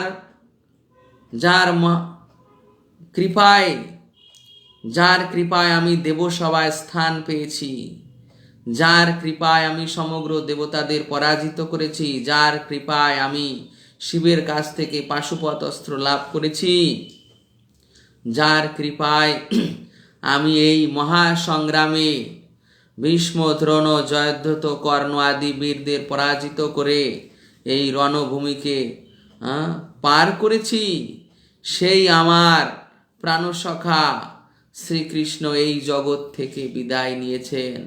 তাই তার ব্যথায় আমি ব্যথিত হয়েছি, আর তার আজ্ঞায় আমি তার মহিষীদের নিয়ে আসছিলাম। পথে আসতে কিছু কোল ভিল তারা লাঠি সোটা নিয়ে আমাকে পরাজিত করে অবলা শিশুর মতো আমাকে হারিয়ে দিয়েছে হে মহারাজ। তাই আমি বুঝতে পেরেছি যে গান্ডীব ধনু এক সময় টঙ্কার করলে সকলে ভয় পেত, সেই গান্ডীব ধনু আজ রয়েছে, কিন্তু সেই হরি আমার না থাকার কারণে তার শক্তি আর নেই। আমার সেই রথ, সেই অস্ত্র, সেই আমি অর্জুন রয়েছি, কিন্তু আমার প্রাণসখা না থাকার কারণে আমার আর সেই বীরত্ব নেই। কিছু কোলভিল আমাকে এমনভাবে অবলার মতো পরাজিত করে দিয়েছে যে আমি তার সমস্ত মহিষীদের রক্ষা করতে বিফল হয়েছি মহারাজ। তেই বলে অর্জুন কান্নায় ভেঙে পড়েছিলেন। অর্থাৎ ভগবান যে স্বধাম প্রত্যাবর্তন করলেন, এবং ভগবান যখন এই স্বধাম প্রত্যাবর্তন করেছিলেন তখন তিনি সেই প্রভাস ক্ষেত্রে একটি অশ্বত্থ বটবৃক্ষের নিচে বসেছিলেন। আর সেই সময় তার প্রিয় সখা উদ্ধব তার পিছন পিছন গিয়েছিলেন। উদ্ধবের পিছনে মৈত্রী ঋষি ছিলেন। উদ্ধবকে দর্শন করে ভগবান তাকে উপদেশ দিয়েছিলেন যে হে উদ্ধব, আমি এই ধাম ত্যাগ করছি, আমার যাওয়ার পর তুমি আর দ্বারকায় ফিরে যেও না, কেননা আমি যাওয়ার 7 দিনের মধ্যে সমুদ্র এই দ্বারকাকে প্লাবিত করবে। অতএব তুমি এখান থেকে বদ্রিকা আশ্রমে চলে যাও। বদ্রিকা আশ্রমে, সেখানে আমার এক বিগ্রহ আছে নরনারায়ণ, সেখানে তুমি অবস্থান করো। কিন্তু উদ্ধব ভগবানের বিরহে এত ব্যথিত হচ্ছিলেন যে ভগবানের পিছন পিছন যাচ্ছেন, পিছন পিছন চলেছেন। তো ভগবানের করুণা হলো, তিনি তখন করুণা প্রাপ্ত উদ্ধবকে বললেন যে হে উদ্ধব, তোমাকে আমি ভাগবত প্রদান করছি। এই ভাগবত শ্রবণ করে তুমি আমার অনুভব প্রাপ্ত হয়ে আমার বিরহ থেকে মুক্ত থাকবে। তখন ভগবান উদ্ধবকে ভাগবত পরিবেশন করেছিলেন। উদ্ধবকে ভাগবত পরিবেশন করে বলেছিলেন যে, হে উদ্ধব, আমি আমার যত শক্তি আছে, আমার যত গুণ আছে, আমার যত রূপ আছে, আমার সমগ্র শক্তি সহ আমি এই ভাগবতে প্রবিষ্ট হলাম। আমার সমগ্র রূপ, সৌন্দর্য, ঐশ্বর্য, শক্তি সহ এই ভাগবতে প্রবিষ্ট হয়েছি। অতএব তুমি এই ভাগবত শ্রবণ করো এবং আমার বিরহ থেকে মুক্ত থাকো। আর তুমি এইভাবে এখান থেকে বদ্রিকা আশ্রমে চলে যাও, দ্বারকায় আর ফিরো না। আর মৈত্রীয় ছিলেন, মৈত্রীয়কে বলেছিলেন যে, হে মহর্ষি, আমার ভক্ত বিদুর আপনার কাছে হরিদ্বারে আসবে। আপনি তাকে আমার কথিত এই ভাগবত যা আপনি শ্রবণ করলেন, কৃপা করে এই ভাগবত কথা আপনি তাকে পরিবেশন করবেন। এইভাবে মৈত্রীয় মুনিকে আদেশ দিয়ে তারপর উদ্ধবকে বিদায় জানিয়ে তিনি ওই প্রভাস ক্ষেত্রে একটি বট বৃক্ষের নিচে বসেছিলেন। আর তিনি এমনভাবে বসেছিলেন যে দূর থেকে মনে হচ্ছে ওখানে সেই জরাব্যাধ এসেছিলেন। জরাব্যাধ এসে গাছের আড়াল থেকে দেখছেন ভগবান শ্রীকৃষ্ণ তিনি বাম উরুর উপর দক্ষিণ চরণ রেখে এমনভাবে বসেছেন যে তার চরণের তল ওটা এমনভাবে দর্শন করছেন, সেই জরাব্যাধ মনে হচ্ছে কোনো হরিণ ওখানে বসে আছে। ভগবানের চরণ লক্ষ্য করে ওই জরাব্যাধ তার বাণ নিক্ষেপ করেছেন। আর সেই বাণ এসে ভগবানের চরণে স্পর্শ করে মাটিতে পড়ে গিয়েছে। জরাব্যাধ তাড়াতাড়ি সেখানে এসে দেখছেন যে তো আমার প্রভু ভগবান চতুর্ভুজ রূপ ধারণ করে বসে আছে, এ তো আমার প্রভু। তিনি ভয় পেয়ে কাঁপছেন, অন্যায় করেছেন, অপরাধ করেছেন জ্ঞান করে অত্যন্ত ভীত হচ্ছেন। তখন ভগবান অভয় দিয়ে বললেন যে তোমার কোনো ভয় নেই, আমার এই লীলা সংবরণের সময় হয়েছে, তাই তুমি চিন্তা করো না। ভগবান আগের থেকে বৈকুণ্ঠ লোক থেকে বিমান ডাকিয়ে তাকে বৈকুণ্ঠে প্রেরণ করলেন। আর ওই সময় স্বর্গ থেকে সমস্ত দেবদেবী, ব্রহ্মা, শিব, ইন্দ্র, চন্দ্র, কুবের, বরুণ, নারদ আদি সমগ্র দেবদেবী, দেবর্ষি আদি সকলে চলে এসেছেন। সকলে এসে বলছেন যে হে প্রভু, আপনি এখন লীলা সংবরণ করবেন, এই জগৎ ত্যাগ করবেন, স্বধামে প্রত্যাবর্তন করবেন। তাই কৃপা করে আপনি আমাদের এই লোক হয়ে আপনার শ্রীচরণ আমাদের লোকে যেন একটু পড়ে, আপনি কৃপা করুন। অর্থাৎ দেবতারা প্রার্থনা করেন, হে প্রভু, আপনি আমাদের ধাম হয়ে একটু যাবেন। দেবতারা স্তুতি নিবেদন করে প্রণাম করলেন। হঠাৎ বিদ্যুৎ চমকানোর মতো অবস্থা হলো। ভগবান দেবতাদের দেখতে না দেখতেই স্বধামে ফিরে গেলেন। দেবতারাও বুঝতে পারলেন না যে ভগবান কিভাবে গেলেন। ভগবান ওই স্বরূপে তার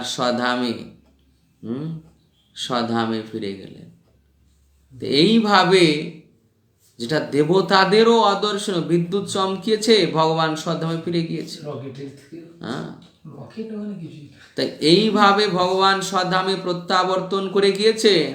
তাই এই শ্লোকে বলেছে যে ভগবান যখন ধর্ম তত্ত্বজ্ঞান সহ নিজ ধামে গমন করলেন, তো গমন করার আগে কি করেছিলেন? উদ্ধবের কাছেই ভাগবত প্রদান করে গিয়েছিলেন।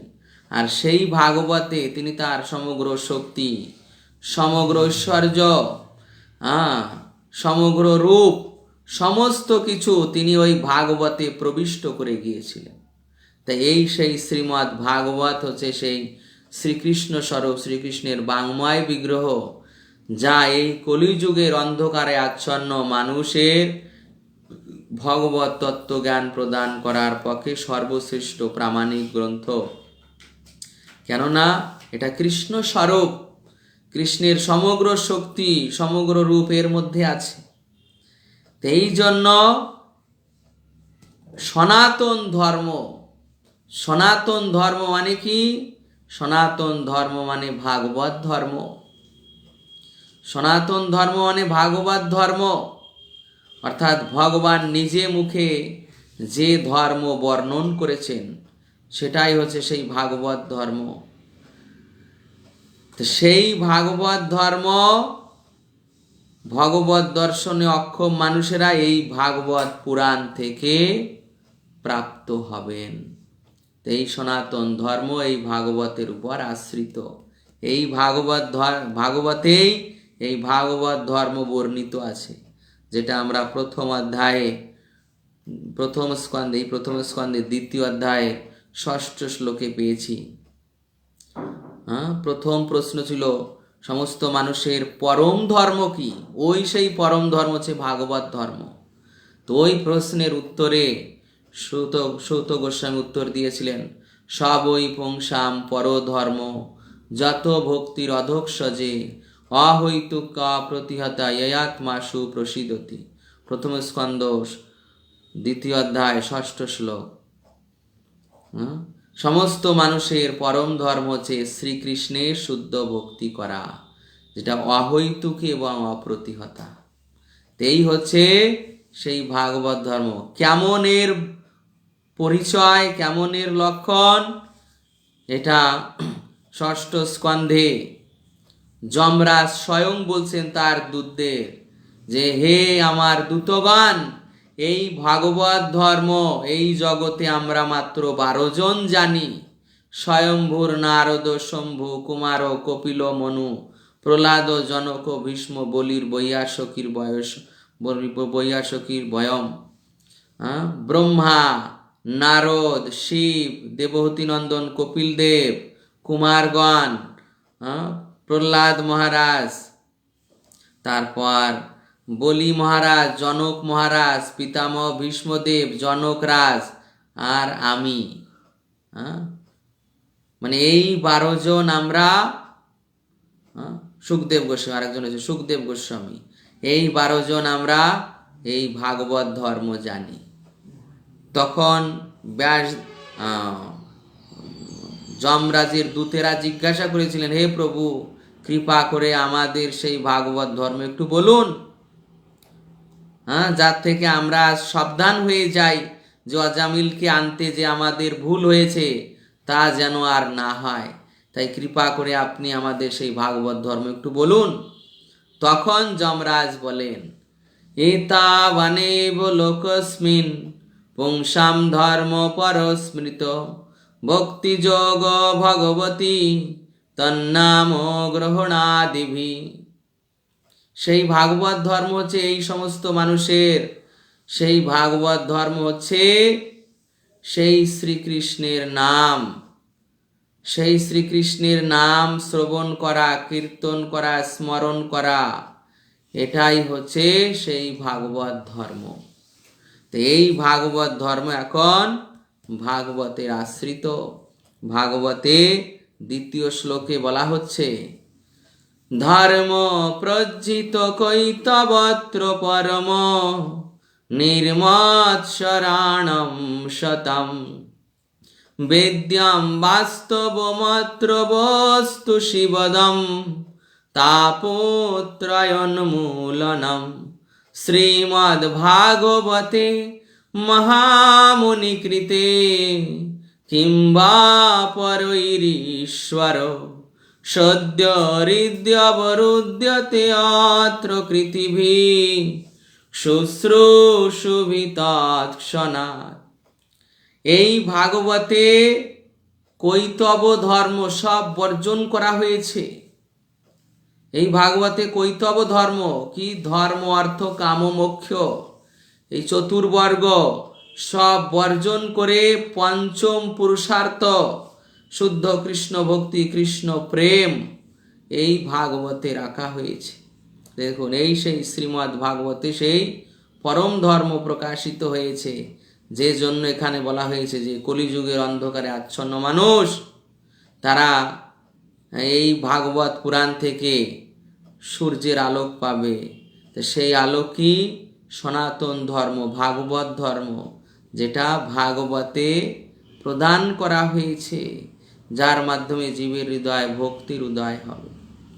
তা এই সনাতন ধর্ম এখন এই শ্রীমদ্ ভাগবতের উপর আশ্রিত হয়েছে। আর একটি শ্লোক রয়ে গিয়েছে, অতএব এটাও আমরা সংক্ষেপে ব্যাখ্যা করে দেব।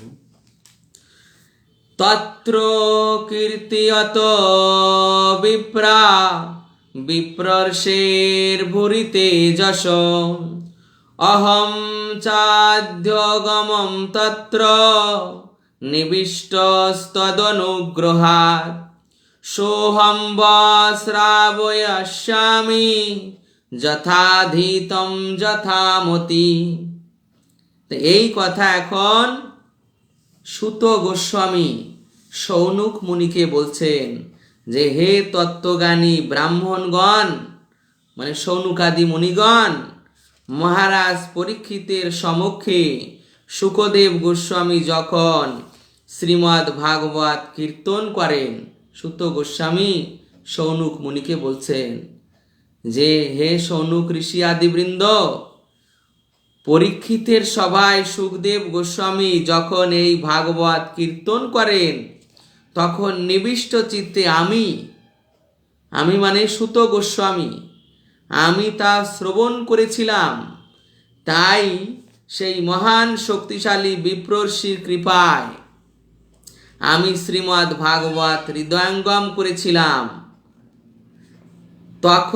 এখন তার কাছ থেকে আমি যা শুনেছিলাম তা আমার উপলব্ধি অনুসারে আপনাদের শোনাতে চেষ্টা করব। সুত গোস্বামী বলছেন যে সেই পরীক্ষিতের সভায় আমিও ছিলাম এবং আমি পিছনে বসেছিলাম এবং উগ্র কর্ণে ওটা শ্রবণ করছিলাম, স্মরণ করছিলাম। তখন সুত গোস্বামী আমার প্রতি লক্ষ্য করে আমাকে ডাক দিয়েছিলেন যে, তুমি আমার এই সম্মুখে এসে বসো। তখন আমি সম্মুখে গিয়ে বসি, আর তিনি আমার এই একাগ্র শ্রবণ দর্শন করে আমাকে আশীর্বাদ করেছিলেন যে, আমি আশীর্বাদ করছি আমার মুখ নিঃসৃত এই ভাগবত কথা তোমার হৃদয়ে সঞ্চিত হবে। তুমি পরবর্তীতে নৈমিষারণ্যে মনীষীদের সবাই ভাগবত কথা পরিবেশন করবে। তো তার কৃপায় আমি আপনাদের নিকট যেভাবে শ্রবণ করেছিলাম, আমার সেই উপলব্ধি অনুসারে যথাধীতম যথামতি, যেমনভাবে শ্রবণ করেছিলাম আমার উপলব্ধি অনুসারে তেমনভাবে বর্ণন করলাম। মানে আমি এতে আমার কোনো নিজের অভিমত, নিজের কোনো মন গড়া সংযোজন করিনি। যথাধীতম, যেটা উপলব্ধি করেছি সুখদেব গোস্বামীর বাক্যে, সেটাই আপনাদের কীর্তন করছি। এইভাবে এখানে সুত গোস্বামীকে সুখদেব গোস্বামীর আদর্শ প্রতিনিধি রূপে উপস্থাপন করা হয়েছে, যে প্রভুপাদ এখানে ব্যাখ্যা করেছেন অনেক বিস্তৃতভাবে, যে ভাগবত কোনো ব্যবসার বস্তু নয় যে অর্থ উপার্জনের জন্য তা কীর্তন করতে হবে, ভাগবত ব্যবসা করতে হবে। ভাগবত ব্যবসার বিষয় নয়, ভাগবত হৃদয়ঙ্গম করার বিষয়, শ্রবণ করে হৃদয়ঙ্গম করার বিষয়। এটা পরম ধর্ম, কিন্তু সেই পরম ধর্ম কার কাছ থেকে শ্রবণ করতে হবে? উপযুক্ত প্রতিনিধির কাছ থেকে, যিনি সুখদেব গোস্বামীর প্রতিনিধি। আর সেই প্রভুপাদ এখানে বর্ণনা করছেন, ছিল সুখদেব গোস্বামীর আদর্শ প্রতিনিধি ছাড়া আর কারো কাছ থেকে শ্রীমদ্ ভাগবতের শিক্ষা লাভ করা যায় না। কেউ যদি শ্রীমদ্ ভাগবতের পৃষ্ঠায় পরমেশ্বর ভগবান শ্রীকৃষ্ণকে দর্শন করতে চান, তাহলে তাকে এই পন্থায় অবলম্বন করতে হবে। এটি হচ্ছে যথার্থ পন্থা, এছাড়া আর অন্য কোনো উপায় নেই। শিল সুত গোস্বামী হচ্ছেন শিল সুখদেব গোস্বামীর আদর্শ প্রতিনিধি, কেননা সেই মহান ব্রহ্মর্ষির কাছ থেকে যেই জ্ঞান তিনি প্রাপ্ত হয়েছিলেন তাই তিনি যথাযথভাবে প্রদান করেছিলেন। তো দেখুন কিভাবে এই পরম্পরা থেকে এই জ্ঞান আমাদের কাছে এসেছে। এই যে পরম্পরা, এই পরম্পরাটি আসছে ভগবান গর্ভোদক সাই বিষ্ণু। ভগবান গর্ভোদক সাই বিষ্ণু তিনি চতুশ্লোকী আকারে ব্রহ্মাকে বলেছিলেন। প্রথম চতুশ্লোকী আকারে ব্রহ্মাকে বলেছিলেন, তাকে বলা হয় চতুশ্লোকী ভাগবত। চতুশ্লোকী ভাগবত 4টে শ্লোক বলেছিলেন মাত্র।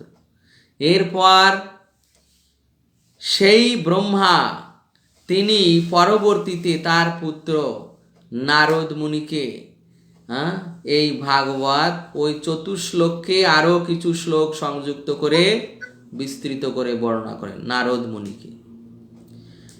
সেই নারদ মুনি তারপর ব্যাসদেবকে বদ্রিকা আশ্রমে শ্যামাপ্রাস নামক স্থানে এই ভাগবত বলেছিলেন। এটা এখানে এর 5ম অধ্যায় 6ষ্ঠ অধ্যায় বর্ণিত আছে যে নারদ মুনি এসে তার জীবনী সহ তিনি ব্যাসদেবকে এই ভাগবতের বিষয় উপদেশ করেন। এরপর সেই ব্যাসদেব তিনি সুখদেব গোস্বামীকে এই ভাগবত কথা পরিবেশন করেছিলেন। সুখদেব গোস্বামী যখন সন্ন্যাস নিয়ে চলে গিয়েছিলেন, পরবর্তীতে ভাগবতের 2টি শ্লোক শ্রবণ করে চলে এসেছিলেন, তখন ব্যাসদেব স্নেহ সহকারে এই ভাগবত সুখদেবকে প্রদান করেন।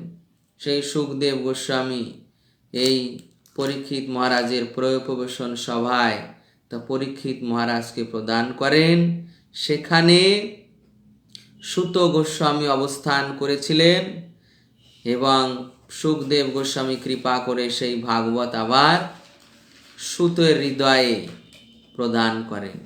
সেই সুত গোস্বামী নৈমিষারণ্যে 88,000 মুনি ঋষিদের সভায় সেই ভাগবত কীর্তন করেন।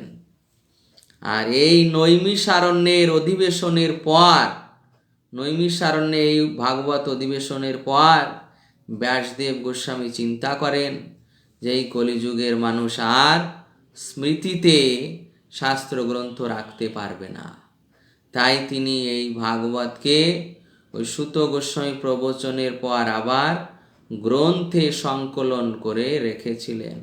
আর এটা আমরা এইভাবে এখন গুরু পরম্পরায় এই গ্রন্থ আকারে প্রাপ্ত হয়েছি।